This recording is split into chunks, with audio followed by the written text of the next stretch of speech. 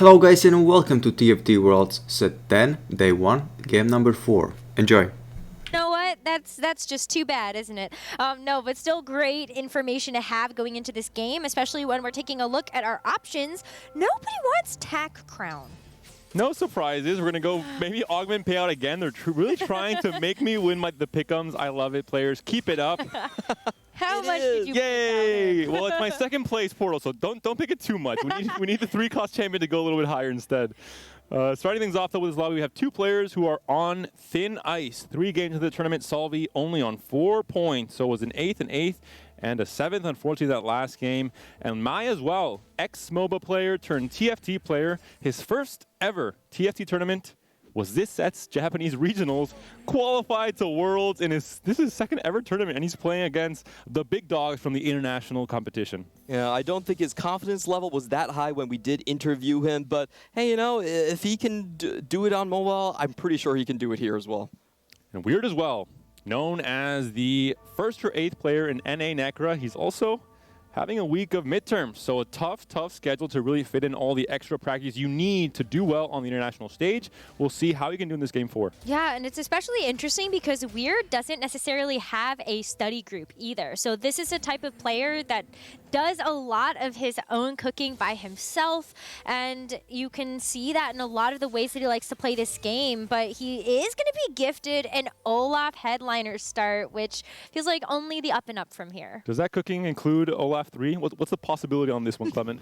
I don't think it's going to be Not all again. that Let me believe for at least one more round. We got the Yasuo 3. Maybe we get the Olaf 3. All right, I will give you a condition. If this one augment ends up being too big to fail, then we can go for it. But otherwise, not really. What if he finds 5 Olafs in the next shop? Is that a condition as well? Okay, yeah, he'll go for it. I have 2 outs. Okay, Fingers crossed. I'm going to keep my eyes on this next shop here. Oh, but gold augment. Metalheads, is that good enough? No, does it even give an Olaf? Are you sure? Thank you, Necra. Thank you. Are you sure? Because like 2v1. We can win this one. Yeah, we got this. No, it got re-rolled. I do think he's going for a Heartsteel angle because he already has the best starting item on his bench, which is the Infinity Edge, and also has the blue buff. So I would angle for something that, you know, gives a bit more late game power. Weird played a lot of Heartsteel in the NA Regional Finals, so he is incredibly good at that line, being able to find those Heartsteel starts or even just get to those Heartsteel cap boards in the end. On the right there, though, 2 players going to the library. Patient Study for Salvi and for Degree. NA and EMEA trying to maybe rush that level 8. Play for something like the Heartsteel, play for that huge cap we've seen so many times before, but for now, a great Pentacle/Bruiser board for Weird. Yeah, and I definitely like the way he's building his items. He's going for the Bruiser items first, but he does have the Salvage bin, so he can go back to Infinity Edge and Blue Buff for his Ezreal if he does go later. It does look like a 3 Heartsteel start over here with those 2 Patient Studies. Going up against Ice on the other side does have the Annie, so a very interesting headliner to select early on, and has the Magic Wand as well. So this is gonna be, looks like a lean to an AP board. Could be any reroll even. We see 5 natural copies. We saw the Yasuo reroll last game. Is it time now for the other viable 1-cost carry? It's the wrong player, man. Give this shop to Ice. Yeah, and Ice does play a bit of that Annie reroll style. It's actually quite good on the 14.4 patch. After the Spellweaver did get that extra +1, we're not sure which headliner she did get, but Spellweaver is also playable. Oh, it's going to be the emo. It's going to be the emo headliner here for the Annie, which can be really impactful. We've seen a lot of players opt to go for the emo Annie versus the Spellweaver because you can afford to have the Annie by itself, but it also opens you up to these angles where you can actually tech in for emo and make some magic happen that way. Of course, you're going to want the blue buff for that Annie in that case, and have, as you mentioned, Necra, the 4 emo online. A player that actually mentioned Annie reroll as his secret tech coming to the tournament is HSK, one of the Brazilian reroll players who play a lot of hard to qualify, but loves playing Annie reroll as well. We'll see if he can do so at some point in these first 2 days. For now, it's Ice on that line, potentially, and for Relic, similar to another Latam player, Cheche in the game 3, angling for that kill reroll, one of the strongest rerolls in the game, as we mentioned, and saw live in that game 3.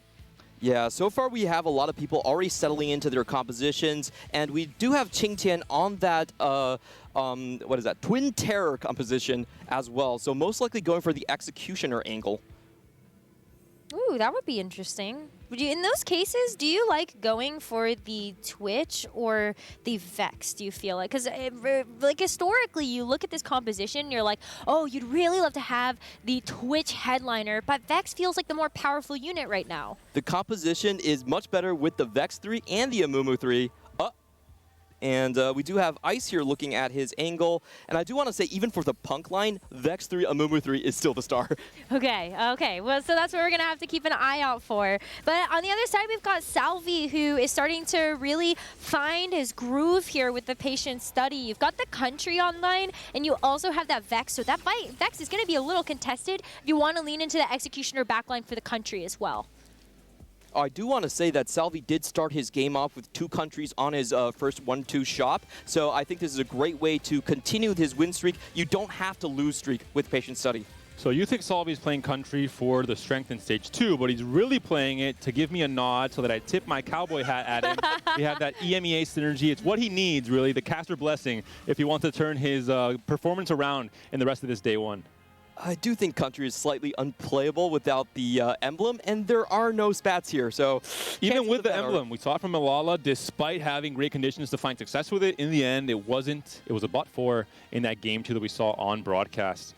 Riven, maybe tempting a player like Weird, who before becoming a Heartsteel 1-trick was a melee 3-cost reroll hard trick, was an absolute menace on Yone reroll across most of the set until he was kind of gutted and Heartsteel became so prevalent, and also on Riven as well leading into the NA finals. Yeah, sure was. I think that we'll have to see if there is going to be a little bit more development on that side of things, and it does take having access to multiple different lines and ways to be able to approach the game in order to actually find those wins. I do want to point out we have a very divided lobbies, 3 win streakers and then 3 loss streakers. What this means is that for the middle of the pack, it is very, very difficult to continue. You're just going to be behind so much gold. So we're going to find out if one of these players can make it to the end right here. But if you're in the middle, you usually want some of those matchmaking to go in your favor and see those streaks being broken.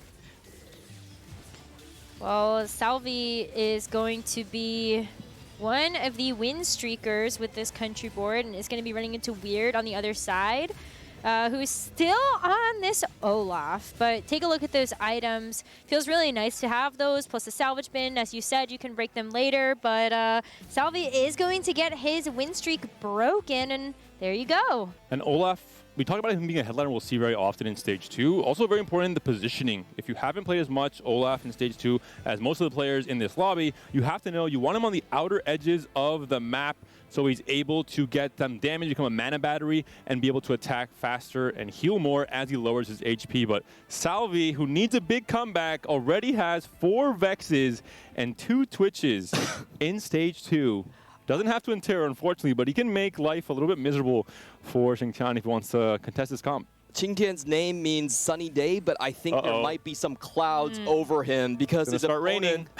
He's hitting a little bit too hard. This Vex 2 on Stage 2 is incredibly good, and part of why this composition is strong is that it's not picky about items whatsoever. You can win streak with it, and as long as you have a mana item, adaptive, Shojin, all of them are fine for the Vex. You can continue to win streak without fearing that item difference. Oh, look at how impactful this has been. That Vex 2 is such a huge upgrade, and maybe you look for filling out with a couple more executioners. We can definitely see that angle with something like the country. But it's been a while since we've checked in on how Yush is doing. Does have the KDA. Poor loss streak, but won that last fight. Unfortunately, came down to that 1v1 between the Aphelios and the Kaisa. Not a great result, but we're looking at the Annies now. 1 away from Ice. Can he do it like Kess did in Game 3 and find that natural copy before dipping under 30 gold? One more roll to do it. Ice, I believe in you. Oh, he's already used up his punk roll here as well, and he's just going to stop. He still has another round after the PvE round. He could just get an Annie here, so you never know. You don't have to go full send right now.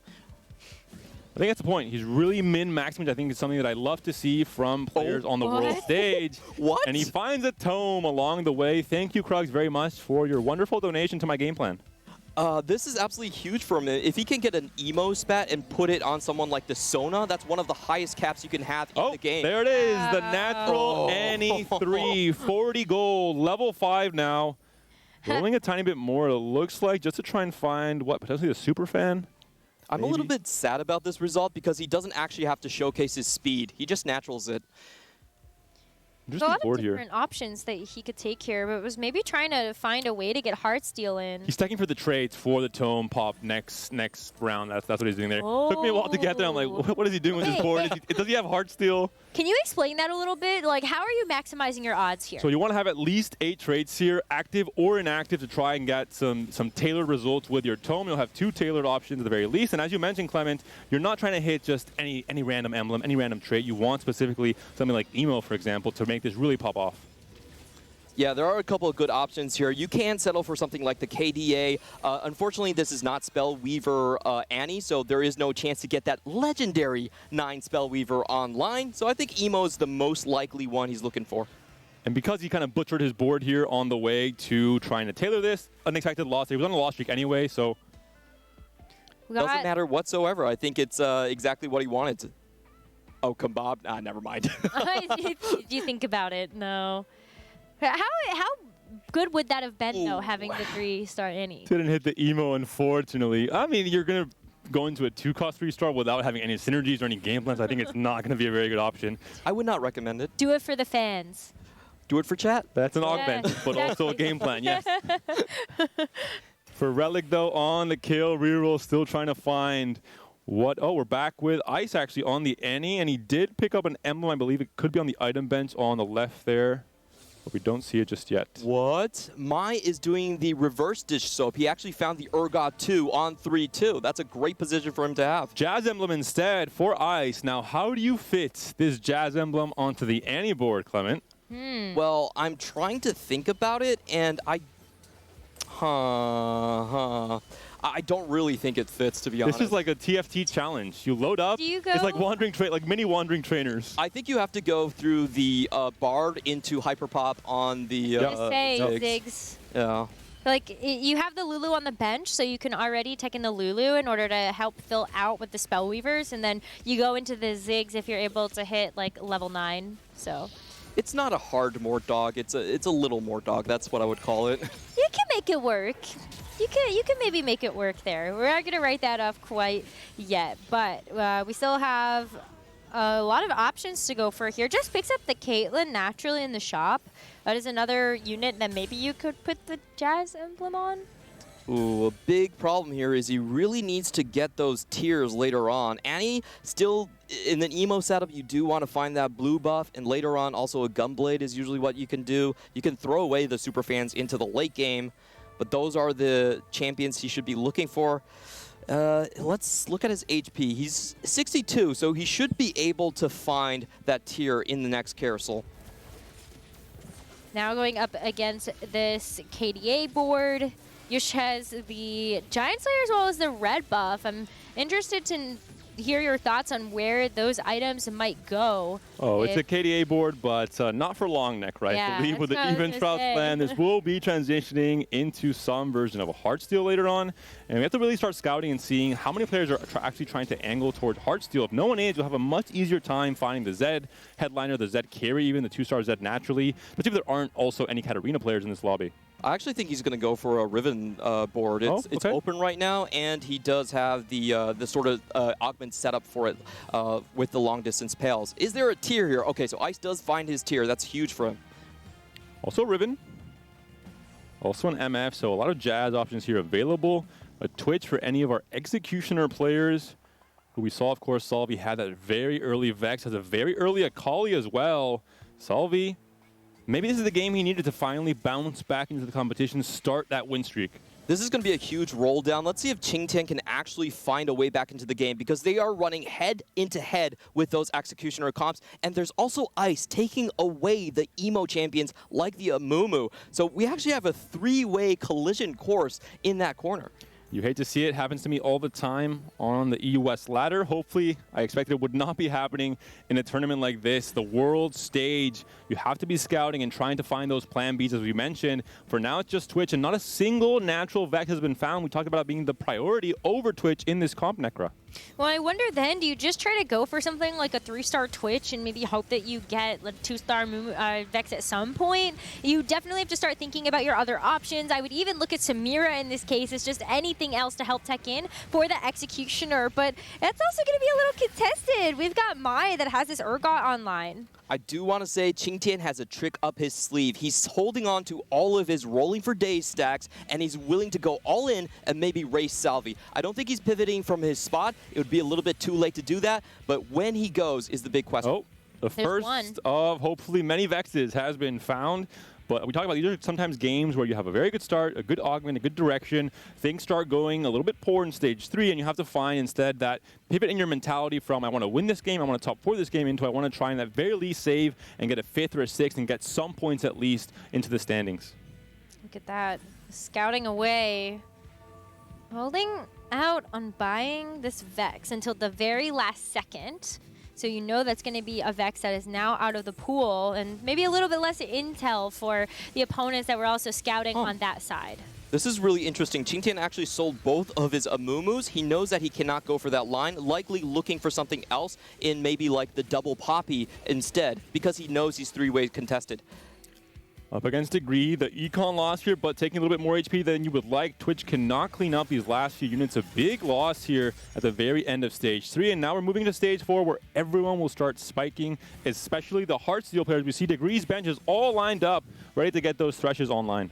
And it's really interesting because Degree is not known for being a Heartsteel player. You heard Casanova talking about it on the analyst desk, that Degree is one of those players in that Malala and Waishan Iverson and Replay study group that actually brings the reroll intel to the table. But he has shored up his ability to work on those 80 flex lines, so I'm excited to see what he can do with that here. That's the big benefit about being in a study group. Degree was going for a reroll, Weird going for Malala going for more Heartsteel, and with the two of them together, they can flesh out both of those areas and be strong together. Thresh 2 is a big upgrade. Poppy as well. Level 8 with 50 gold to work with. The 4-1 roll down will come in thanks to that patient study, developing his economy throughout the first few stages of the game.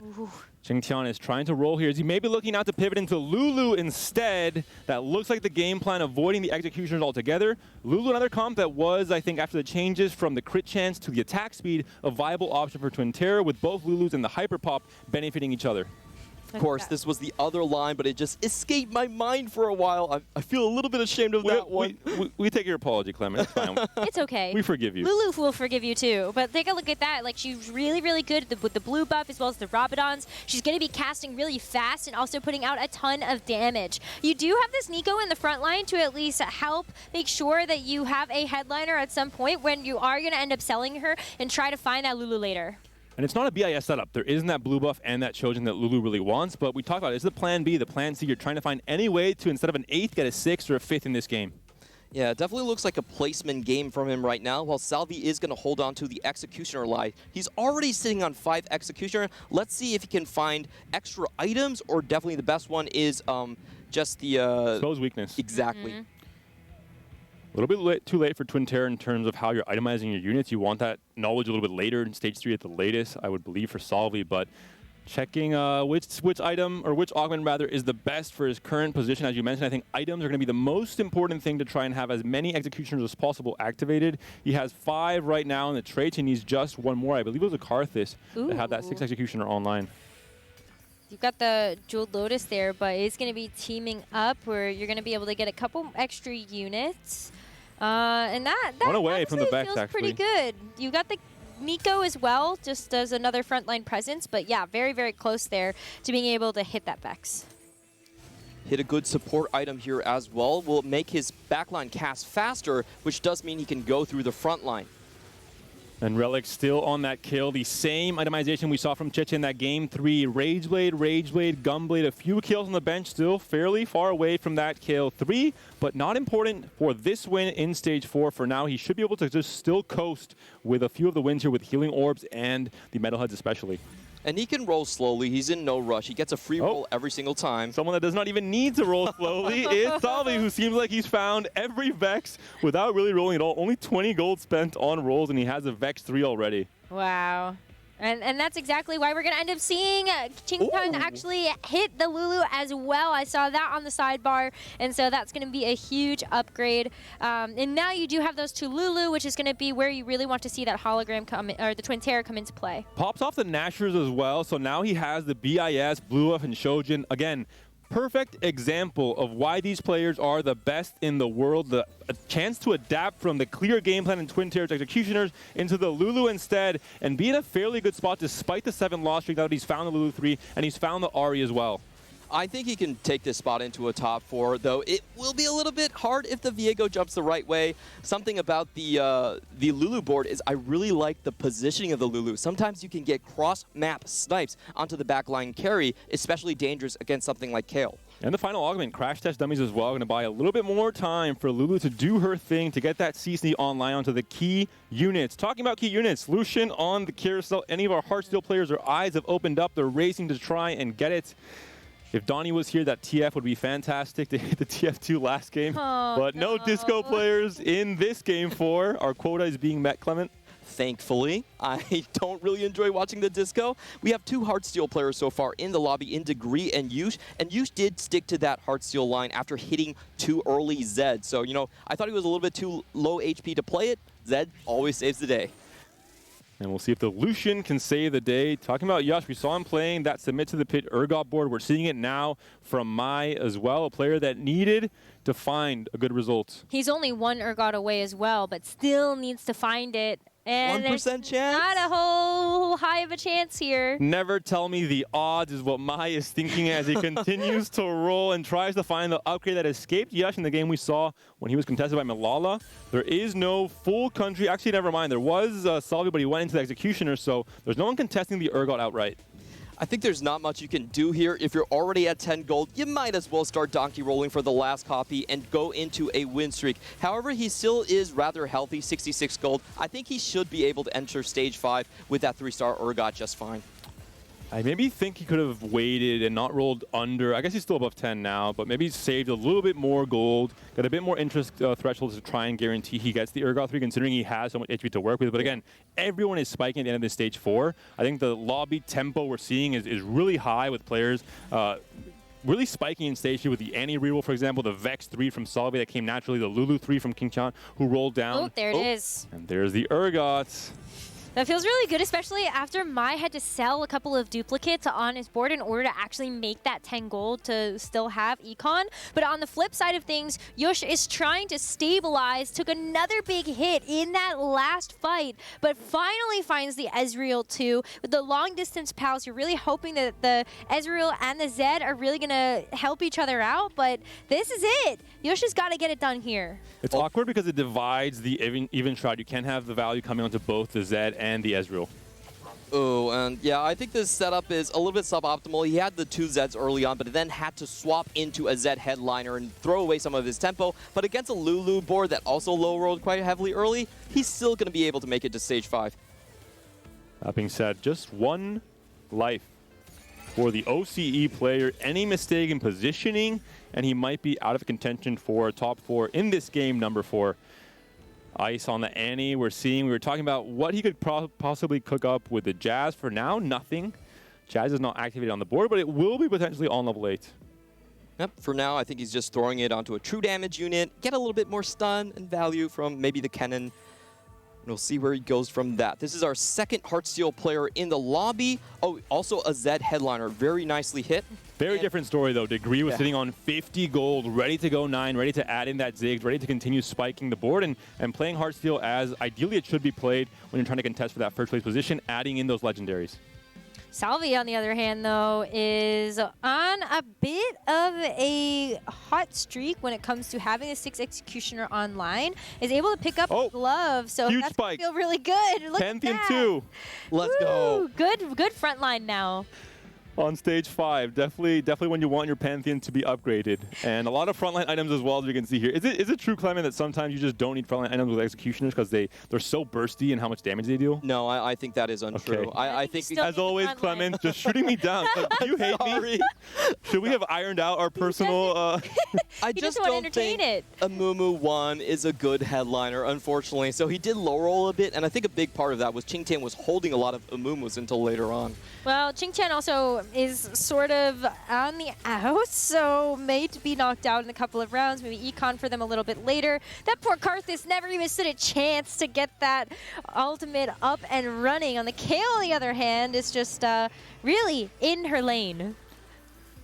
It's funny, the bottom players with the least HP slowly starting to come back into the game, while the players who had preserved so much HP in stage 4 are now slowly starting to lose HP in the case of Weird. But for Ooh. Salvi, another 3-star. Samira joining the Vex party here. Still, the front line is not ideal, but could this be enough with the Akali with the TG? Samira only an IE, though. Ideally, you want to solo tank the Amumu with the Gargoyle Stormplate. That's the best setup because you avoid a lot of the AoE. But since he doesn't have the Amumu 3, every front line has to be bunched up. And Degree has Ziggs too. He's level 9, 10 gold to work with Lucian Lucian on the bench rather. Yeah, 39 HP is actually very healthy for a stage 5-2 Heartsteel, and we saw that he was over 50. Hit the Zed early on, and Pentakill just doesn't have a good answer versus the Zed until they can find the Yorick 2.